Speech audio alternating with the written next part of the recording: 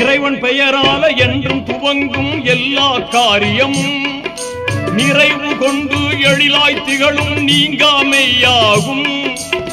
ஆர்வமுடன் நாளும் அன்பு கொண்டு மேலும் அழகாகவே முறையாகவே தினம் கூறுவோமே. அழகாகவே முறையாகவே தினம் கூறுவோமே. அருளாளனும் அல்லாதான் அன்பாளனும் அல்லாதான். அருளாளனும் அல்லாதான் அன்பாளனும் அல்லாதான். திருநாமம் ஓதிடுவோமே தீமை நீங்குமே.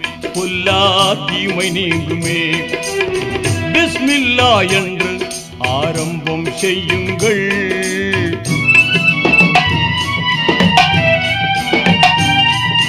தொல்லை அணுகாமல் துன்பம் தொடராமல் நம்மை காத்திடுமே.